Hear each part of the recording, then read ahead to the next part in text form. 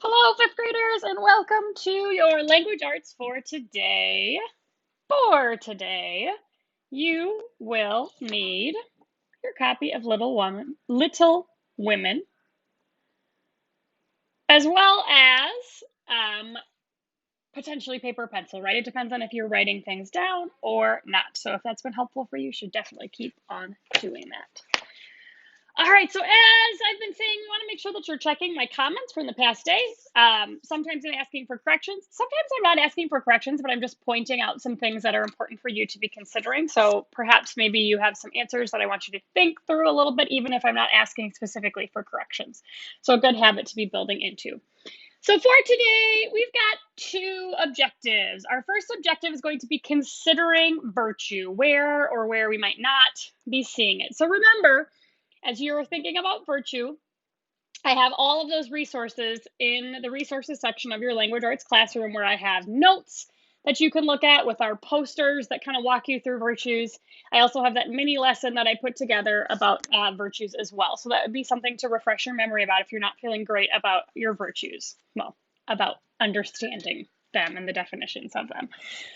Okay, in addition to that, we're going to work on using quotes to support our answers. This is something that we've been doing consistently all year. So again, continuing to make sure that when we're picking a quote, it should be the author's exact words, right? The author's exact words, not our estimation of them, but what does the author specifically and exactly say in the text, okay?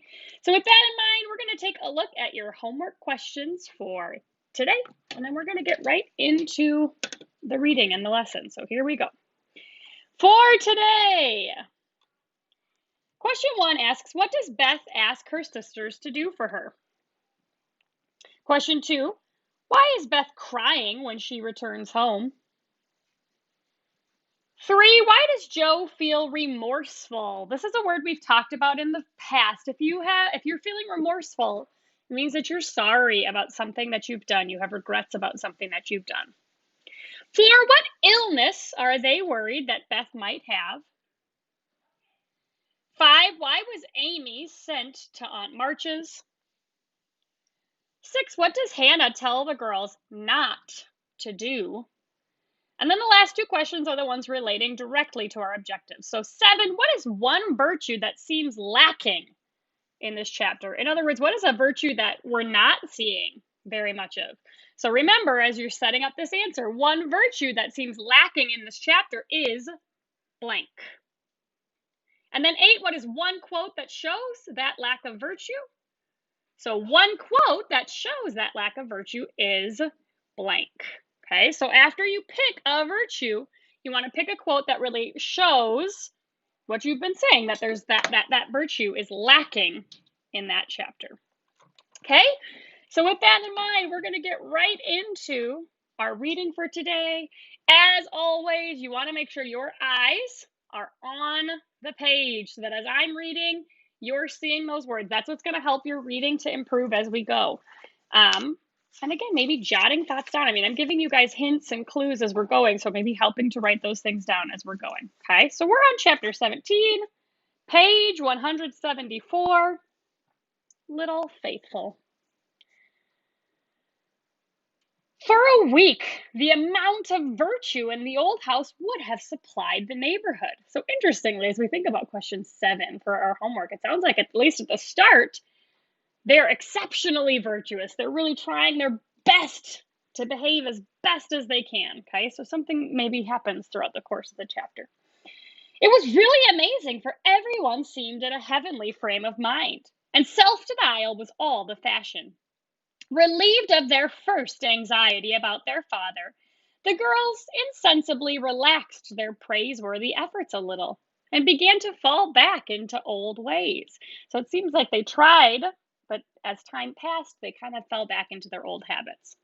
They did not forget their motto, but hoping and keeping busy seemed to grow easier, and after such tremendous exertions, they felt that endeavor deserved a holiday and gave it a good many. Joe caught a bad cold through neglect to cover the shorn head enough, and was ordered to stay home till she was better, for Aunt March didn't like to hear people read with colds in their heads. Joe liked this, and after an energetic rummage from garret to cellar, subsided on the sofa to nurse her cold with arsenicum and books. Footnote tells us that this is a medicine that they would have taken then, not anymore, because arsenic is actually poisonous, but at the time was perceived that this was um, a useful medicine. Amy found that housework and art did not go well together and returned to her mud pies. That's her artwork. She's doing like sculptures with clay. Meg went daily to her pupils and sewed, or thought she did at home, but much time was spent in writing long letters to her mother or reading the Washington dispatches over and over. Beth kept on, with only slight relapses into idleness or grieving. All the little duties were faithfully done each day, and many of her sisters also, for they were forgetful, and the house seemed like a clock whose pendulum had gone a visiting. So it sounds like everybody else is kind of falling off of their duties, their jobs that they're supposed to be doing, and Beth's kind of trying to keep doing them for everybody else as everyone else has grown lazier. When her heart got heavy with longings for mother or fears for father, she went away into a certain closet, hid her face in the folds of a certain dear old gown, and made her little moan and prayed her little prayer quietly by herself.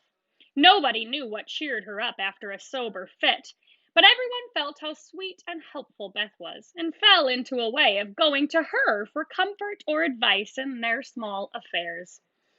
All were unconscious that this experience was a test of character, and when the first excitement was over, felt that they had done well and deserved praise. So they did, but their mistake was in ceasing to do well, and they learned this lesson through much anxiety and regret.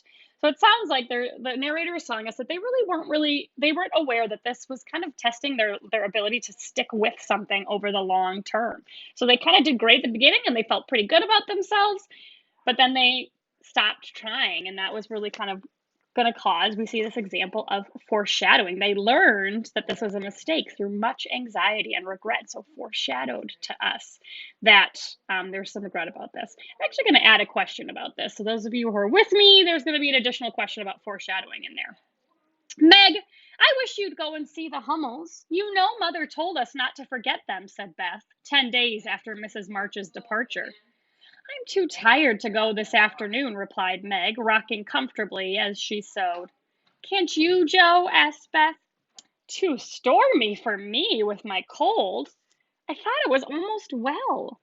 It's well enough for me to go out with Laurie, but not well enough to go to the Hummels, said Joe, laughing, but looking a little ashamed of her inconsistency. So Joe's saying she's too sick to go help the Hummels, but also recognizing that she wasn't too sick to go kind of hang out with Laurie. Why don't you go yourself? Asked Meg. I have been every day, but the baby is sick and I don't know what to do for it. Mrs. Hummel goes away to work and Lachin takes care of it, but it gets sicker and sicker, and I think you or Hannah ought to go. Beth spoke earnestly, and Meg promised she would go tomorrow. Ask Hannah for some nice little mess and take it round, Beth. The air will do you good, said Joe, adding apologetically, I'd go, but I want to finish my writing. My head aches and I'm tired, so I thought maybe some of you would go, said Beth. Amy will be in presently, and she will run down for us, suggested Meg. Well, I'll rest a little and wait for her. So Beth lay down on the sofa, the others returned to their work, and the Hummels were forgotten. An hour passed. Amy did not come. Meg went to her room to try on a new dress. Joe was absorbed in her story, and Hannah was sound asleep before the kitchen fire when Beth quietly put on her hood, filled her basket with odds and ends for the poor children, and went out into the chilly air with a heavy head and a grieved look in her patient eyes. It was late when she came back, and no one saw her creep upstairs and shut herself into her mother's room.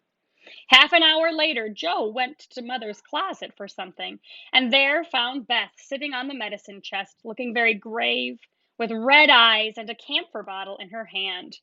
So then we learn from the footnote here that camphor is something that they would have used, and aromatic means they kind of smell it, but it was used as a pain reliever. So we see the answer to number 1 on page 175. If you missed it, you can go back and read and see what our answer to that first question is. I guess it's going to change the numbers if I'm adding a question. So we'll have to stick with me. Okay, so Joe goes in to find Beth. Christopher Columbus, what's the matter? Cried Joe as Beth put out her hand as if to warn her off and asked quickly, You've had the scarlet fever, haven't you? Years ago when Meg did. Why? Then I'll tell you. Oh, Joe, the baby's dead. What baby? Mrs. Hummel's. It died in my lap before she got home, cried Beth with a sob. My poor dear, how dreadful for you. I ought to have gone, said Joe, taking her sister in her arms as she sat down in her mother's big chair with a remorseful face. So there's that word remorseful. So why is Joe feeling remorseful? So those both two questions were answered pretty quickly here. It wasn't dreadful, Joe, only so sad. I saw in a minute that it was sicker, but Latchin said her mother had gone for a doctor, so I took baby and let Lottie rest. It seemed asleep, but all of a sudden it gave a little cry and trembled, and then lay very still. I tried to warm its feet, and Lottie gave it some milk, but it didn't stir, and I knew it was dead. Don't cry, dear. What did you do? I just sat and held it softly till Mrs. Hummel came with the doctor. He said it was dead and looked at Heinrich and Mina, who had got sore throats. Scarlet fever, ma'am. Ought to have called me before, he said crossly. Mrs. Hummel told him that she was poor and had tried to cure baby herself, but now it was too late, and she could only ask him to help the others and trust to charity for his pay. He smiled then and was kinder. But it was very sad, and I cried with them till he turned round all of a sudden and told me to go home and take belladonna right away, or I'd have the fever. So again, we see belladonna is another medicine that they would have taken, and again, poisonous. But again, medicine is kind of developing in its own way, and even now we still take some medicines that maybe have some poisonous effects in them, but are also beneficial in their own way as well. So Beth got sent home with the fear that she would catch scarlet fever because that's what the baby had. So that's an answer to our next question. No, you won't, cried Joe, saying you won't get scarlet fever, hugging her close with a frightened look. Oh, Beth, if you should be sick, I could never forgive myself. What shall we do? Don't be frightened, I guess. I shan't have it badly. I looked in Mother's book and saw that it begins with headache, sore throat, and queer feelings like mine. So I did take some belladonna, and I feel better, said Beth, laying her cold hands on her hot forehead and trying to look well. If Mother was only at home, exclaimed Joe, seizing the book and feeling that Washington was an immense way off.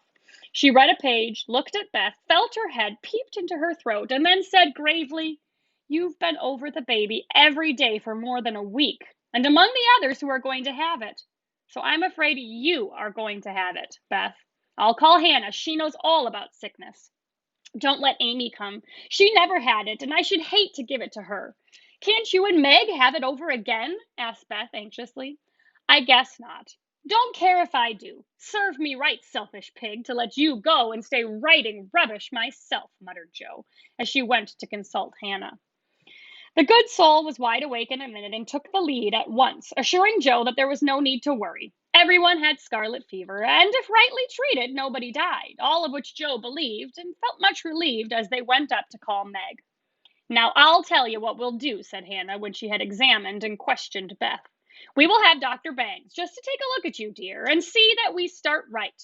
Then we'll send Amy off to Aunt March's for a spell to keep her out of harm's way. And one of you girls can stay at home and amuse Beth for a day or two. So now we see the question about why Amy was sent to Aunt March's. I shall stay, of course. I'm oldest, began Meg, looking anxious and self-reproachful. So Meg's feeling guilty too. I shall, because it's my fault she is sick. I told Mother I'd do the errands, and I haven't, said Joe decidedly. Which will you have, Beth? There ain't no need of but one, said Hannah. Joe, please. And Beth leaned her head against her sister with a contented look, which effectually settled the point. I'll go and tell Amy, said Meg, feeling a little hurt, yet rather relieved on the whole, for she did not like nursing, and Joe did. Amy rebelled outright and passionately declared that she had rather have the fever than go to Aunt March. Meg reasoned, pleaded, and commanded, all in vain. Amy protested that she would not go, and Meg left her, into her despair, to ask Hannah what should be done. Before she came back, Laurie walked into the parlor to find Amy sobbing with her head in the sofa cushions. She told her story, expecting to be consoled, But Laurie only put his hands in his pockets and walked about the room, whistling softly as he knit his brows, deep in thought.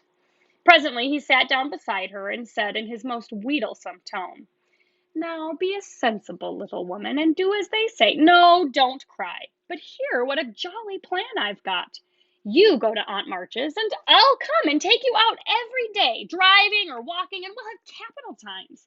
Won't that be better than moping here?" "I don't wish to be sent off, as if I was in the way," began Amy in an injured voice. "Bless your heart, child, it's to keep you well. You don't want to be sick, do you?" "No, I'm sure I don't. But I dare say I shall be, for I've been with Beth all the time." "That's the very reason you ought to go at once. Go away at once, so that you may escape it. Change of air and care will keep you well, I dare say. Or if it does not entirely, you will have the fever more lightly. I advise you to be off as soon as you can, for scarlet fever is no joke, miss." "But it's dull at Aunt March's, and she's so cross," said Amy, looking rather frightened. "It won't be dull with me popping in every day to tell you how Beth is and to take you out gallivanting.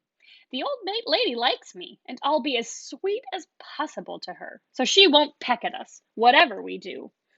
Will you take me out in the trotting wagon with Puck? On my honor as a gentleman, and come every single day. See if I don't. And bring me back the minute Beth is well, the identical minute. And go by the theater, truly? A dozen theaters, if we may." "Well, I guess I will," said Amy slowly.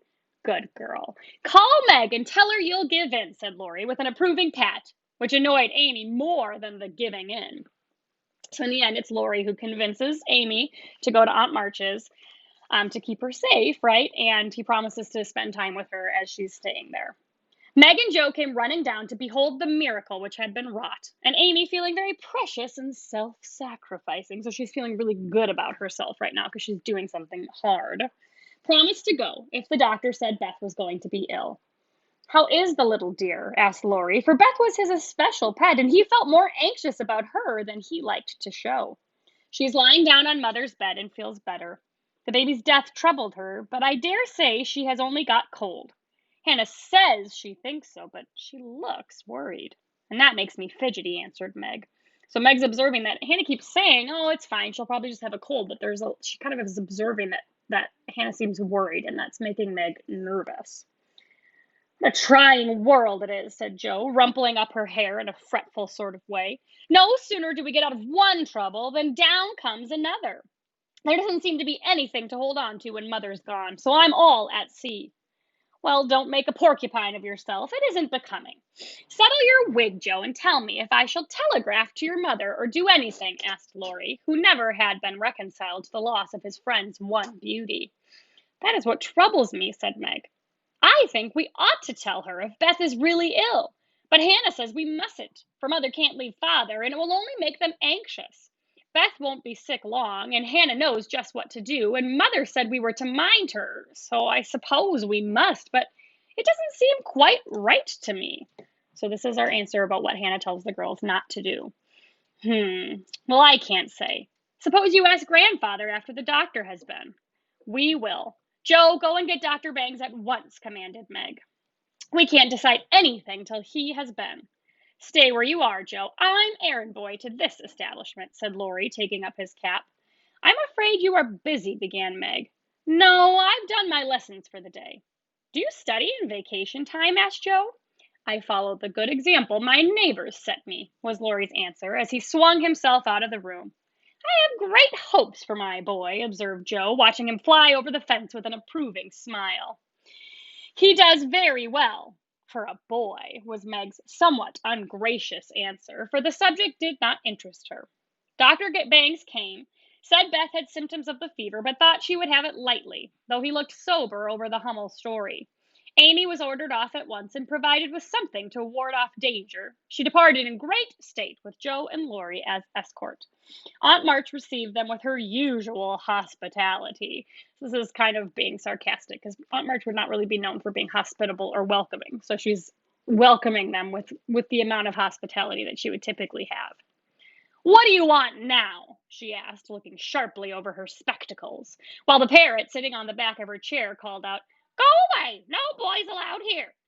Lori retired to the window, and Jo told her story. No more than I expected. If you are allowed to go poking about among poor folks, Amy can stay and make herself useful if she isn't sick, which I've no doubt she will be. Looks like it now. Don't cry, child. It worries me to hear people sniff. Amy was on the point of crying, but Lori slyly pulled the parrot's tail, which caused Polly to utter an astonished croak and call out, Bless my boots! In such a funny way that she laughed instead. What do you hear from your mother? Asked the old lady gruffly. Father is much better, replied Jo, trying to keep sober. Oh, is he? Well, that won't last long, I fancy. March never had any stamina, was the cheerful reply. Again, kind of sarcastic, right? She's not being cheerful. Ha ha! Never say die. Take a pinch of snuff. Goodbye, goodbye, squalled Polly, dancing on her perch and clawing at the old lady's cap as Lori tweaked him in the rear. Hold your tongue, you old disrespectful old bird. And Jo, you'd better go at once. It isn't proper to be gadding about so late with a rattle-pated boy like. Hold your tongue, you old disrespectful bird, cried Polly, tumbling off the chair with a bounce and running to peck at the rattle-pated boy, who was shaking with laughter at the last speech. I don't think I can bear it, but I'll try, thought Amy, as she was left alone with Aunt March. Get along, you fright, screamed Polly, and at that rude speech, Amy could not restrain a sniff. All right, so fifth graders, as I said earlier in the video, I'm going to add a question at the beginning, so it's kind of going to bump the numbers around a little bit. You're going to end up with 9 homework questions. But the last 2, you're going to think about what's one virtue that you didn't see in this chapter, which there should be kind of a couple options here based on what we just saw in this chapter. So what is one virtue that seems to be lacking in this chapter, making sure to restate the question in your answer, and then also pick a quote that shows that lack of virtue. So again, using or restating the question to set up your answer there. Okay, looking forward to seeing what your thoughts are on these questions. Let me know if you have any questions or need any help, fifth graders.